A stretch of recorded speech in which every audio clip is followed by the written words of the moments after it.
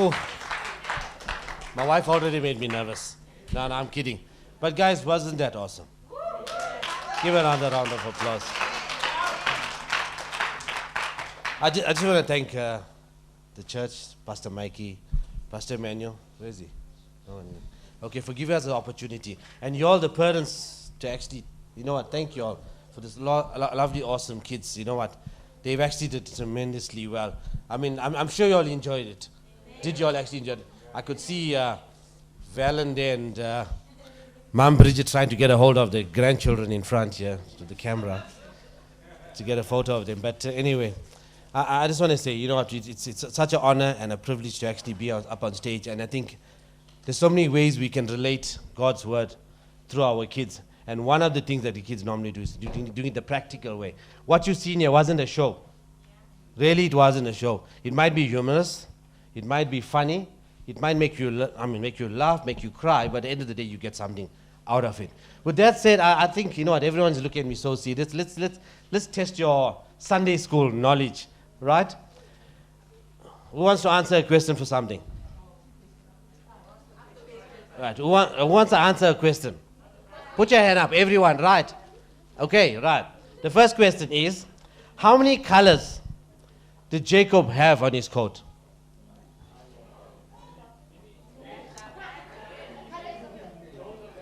Well done. That was an excellent answer. Give him an answer. It wasn't, what did I say? That's a Jacob. Right. He gave me the right answer. It's actually Joseph. Well done, Denver. Okay, my next one is, I think I asked this question before. David, how many stones did he have when he killed Goliath? Not how many stones he used, right? Shigo, I think you lift your hand. 5 stones, well done. You know what, it's sad that the online guys don't really get any much, but you can put your answer on the comment line, and I will gladly send you a box of dark chocolate compliments of Eskom. And then we'll make sure we do that. All right. Okay, my next question is, where did God send Jonah when he disobeyed? When he was obedient, actually? No teachers to answer. Eugene? Sorry? Nereva, well done. Eugene at the back there. Okay? Okay, let's do one more for the road, right? How old was Caleb when he asked Joshua for the mountain of God that promised him? How old? No, there was an age. There was an age. Somebody should know the answer. How old was he? No screaming, no screaming. Was it Masango? You mentioned it, yes. 85, well done. Okay. Okay, but anyway, right.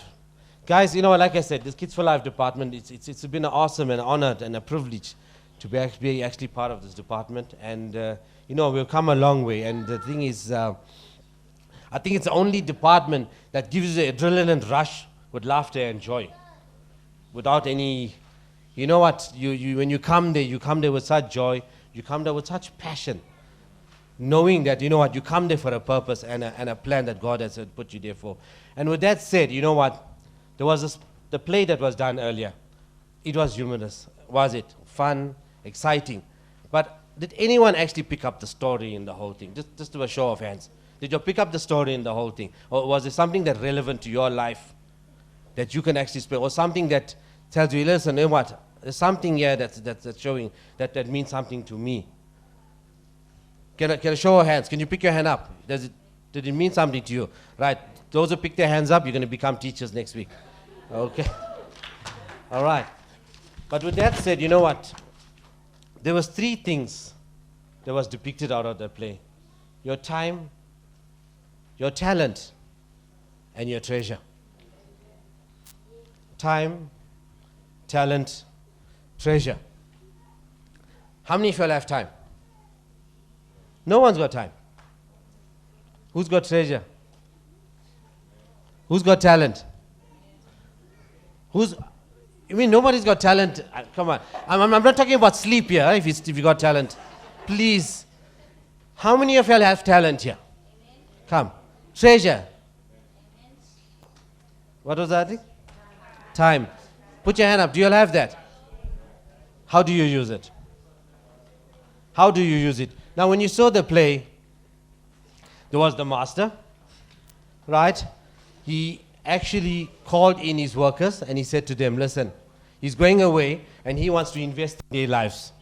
And he invested in them to see what they're going to actually do with the investment that he's given to them. Now, the master actually represents God there. Right? God had actually given us so much. He's given us life, abundant life. And sometimes we're so caught up with time that we actually have no time. I'm not all of you, but I'm saying that so we're so caught up that we actually forget what God has actually given us. He's given us time, He's given us treasure, and He's given us so much that actually we get so caught up in it that we actually find no time to actually do what is needed. And this does not relate to just money. It's from the physical, from the spiritual, to our ministry, to whatever we're doing right now, Father God, that God has blessed us with. These kids that you saw here today, you know what? They could be out there in the world. I just want to say thank you to your parents right now. Just by them doing the skit, and I told them when they do that skit, it has some impact upon their lives, that they know that one day, when they get out into that world, whether they be here or wherever they be, that they will be able to use those three things, the time, talent, and treasure for godly gain, not just anything. And one of the scriptures that actually, that I need to relate to is Matthew 25, Matthew 25, verse 14 to 15. Let's see that.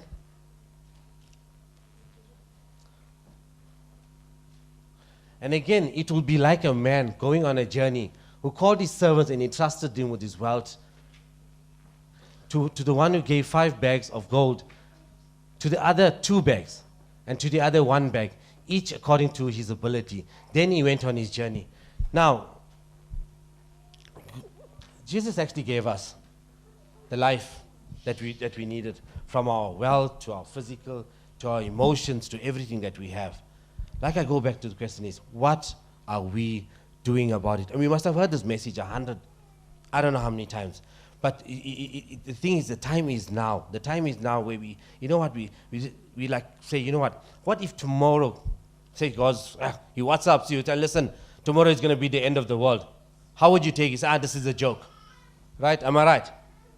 You'll take it as a joke and somebody's playing a prank. I got a WhatsApp or a Facebook message saying, hey, this is going to be the end of the world tomorrow.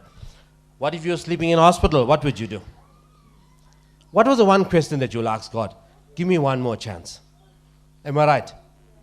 Give me one more chance. And I think about it, and I related this during COVID time, and I said, imagine all those guys that were sick in hospital.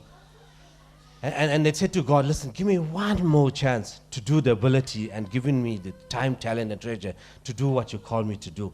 And how often we actually, we heard this before and we actually thought about it. We drive through a grave site and we think to ourselves, listen, all those people that are actually buried there, how many of them never achieve what they wanted to achieve, to accomplish what they wanted to accomplish? You got youngsters, you got kids, you got adults, but they never accomplished what they wanted to. So if you had the last chance to do what you wanted to, God has given it to you. You've got it already. Believe me, every single one of you sitting here today have got it. Got what it takes to do what God has called you to do. So not let one opportunity just run away. Like I said, it's not about money. The thing is, it's not about us coming and occupying space, but it's about us taking our place. Coming here, it's fine. It doesn't really matter. It doesn't necessarily have to be something in church. It doesn't really necessarily be something, in one place and just in your home. You're all around you. Like you hear it from pastors, you hear it from Pastor Mikey, from Pastor Iva, Pastor Emmanuel, and every other pastor, you know what? It's not about what we do over here, it's what we're doing at our time. There's so many people out there that need us. And there's so many ways we can actually relate ourselves. And you know what? One of the key words that actually is stewardship. Remember that, stewardship. What is the meaning of stewardship? How would you relate it? How would you relate it to yourself? What are you doing with what God has given you? If you're going to say, listen, you know what, today you're here, and tomorrow you're there, and the world has to change you, believe me, that's not what God made you to be. I know what, I'm speaking to myself here. I've been down that road too many times or whatever. But one thing I can tell for sure, I've stood up, I picked up my full armor of God, I said, here I go. This is what God has meant for my life, for my family, and you know what, and meant for the rest of them. And you know what, it's, like I said, I'm been in the kids ministry for a long time, and it's actually an impact that God is working through me, that I can actually, you know, what is God is giving me to impact into their lives. And my wife has actually shared it earlier. This play that we actually did was actually done 17 years ago. That will tell you how long I'm in the Kids for Life ministry. Well, a lot more than that. And the guys that actually did the play then, right, I just thought we'd just go back a little bit in history just to inspire you all in some way. I know it might be a bit, in one way, but you know what, Melissa, just Google Solid Community, old school. I like the word old school, you know, this thing. But just to show you, you know who this is. This is Robert. God used him. I cannot explain right now what it, and like I said, he was very emotional why I shared it. Because when he did this play 17 years ago, Robert was played by Evan. You just saw that in the play. I wish I could, unfortunately, that the recording wasn't as good we expected, but we managed to get it. But this was Robert. And I can tell you right now, having him under the ministry of Kids for Life, God used him. He was a talented boy. He was a talented, I mean, this was way before he even started to come into ministry. And he took his time. He actually, his talent, I mean, his talent was amazing. I don't know what, when he wasn't around in Kids for Life, what he did. But all I can tell you, he was amazing.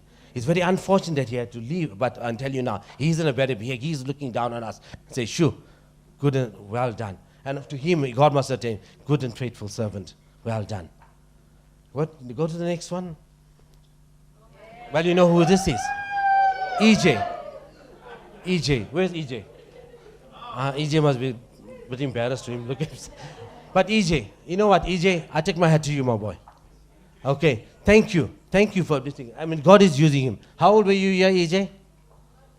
He's not here. Oh, you are. He is. But listen, God is using him amazing. Time, treasure, talent. God is using him. And I'm sure all of you can actually vouch for that and say, here's a child. God is using him. You know what? Just not in the world, but in the kingdom right now. And I actually, this thing. The next one. Jared, you've seen him in the praise and worship team. I mean, he's been part of the Kids for Life ministry. God is here. Unfortunately, he's not here. He didn't work. But I can tell you now, being in Kids for Life, God is using him. Why am I showing you these pictures? Or why am I just relating to you? Look at how if God can use these youngsters, he can use all of you. I think there's another one. Just right, he's got your emotions. But just stop for a moment and think, unfortunately, Andy is not around. Yes, but God used him. Used him. And like I said, it's an emotion, but I thought, let me just get some inspiration from these kids right now that we actually had. And I know deep down, you know what, in some of you, they grew up in front of us. Right, next one. Dwayne, he's overseas. From what I'm hearing, he's a pastor at Hillsongs. Wow. Kids ministry. Kids ministry, I heard it. I mean, it's amazing. It's amazing. Next one. This is Chloe. Well, I think she's at another church, but I know God is using her in some way. There was another picture that I'm going to put of Kim Olin. God used him. He would have been somebody, I don't know how to explain. That disc, he would have had his name on it. Everything, most of the instrument would have had his name on it. All I can tell you. Guys, what am I sharing with y'all? It's emotion. But what are you doing with the time, treasure, talent, stewardship? These kids they were real stewardship. They really use what God has given them. And I couldn't, and if I'm thinking about it, well, some of them are still around, but they've been used, they're still being used, and I believe, Father, that, you know what, you're all here today, that help you understand that, you know what, we had a place right now, we're in a season right now, where our last moments, that we can actually make use of the time and talent and treasure God has given us. Don't get so caught up in busyness. We hear this often. Don't get caught up in busyness. If God can use the kids, He can use every one of you. It doesn't matter of what age or race or whatever you actually to come from. It's all about, you know what, giving off your time. And it doesn't, in a smaller situation, and somebody out there that needs you, or maybe what we talk about mostly in the ministry in the church, in the ministry, I mean, our Kids for Life, we need teachers, yes. I mean, like I said, don't ever think of Kids for Life being a department where you come to be interrogated before you got other departments. No, we don't do that. Okay, we make it exciting. I mean, what you saw here today, we make it exciting, but relate it to you in a different way. And you know what? Stewardship comes down to another thing. You're us as parents. The moms, your dads out here, you're sitting here today. Some of you don't have kids, some of you have kids. What are you relating to your kids? What impact do you actually have on your kids? So make that time now and understand that we are living in a times where we're living in a world, we're living in a carnal world. We hear, like I said, everything I'm relating to, we must have heard it before. But it's just a reminder. It's just a reminder what we saw up there. Is, you know what? Our youngsters out there will portray exactly what they see in us. Us as parents, as teachers, and we know that one day that we can, and you know what, I always look for the day when I can actually drive down the road and see somebody that I've touched. And Pastor Mikey actually shared a few times before, where when he goes to Kimberley, you see some of the youngsters that he used to hang out with and what they've grown out to be. I love to do that. I love to actually go back, like I said, old school. And what I'm relating here right now, I relate it in every way possible to my family. And I'm, by all means, like I said, if somebody can tell me, you know what, I will take that to another level, to another place, and show, you know what, God is going to do wonders in my stewardship of what He's given to me. I mean, just think about it. If God told Jesus, you know what, I want you to die for the people. And Jesus told him, hey, listen, you know what, I'm doing quite well. Take one leg instead of taking my whole body. It sounds funny, but think about it. What would our situation be like? I think we'll live to a certain listening, and then our life is finished. It's gone. That will be the end of it. But what Jesus desired to take His whole life, would you sacrifice your whole life as a stewardship? With your time, treasure, talent. These kids that actually did the play, the master gave them. And what they did, they doubled it. Are you doubling your life? Are you doubling your life? Or you say, listen, you know what, I'm doubling it, but doubling it in a worldly way. Nothing wrong. Please don't get me wrong, guys. It's not about that. There was a time, or should I say, at times when I tell God, you know what, take away, give me I don't mind the Job experience, but as long as I've got you, I'm okay. Do you understand what I'm saying? That's how it should be. Experiencing something that you never experienced before.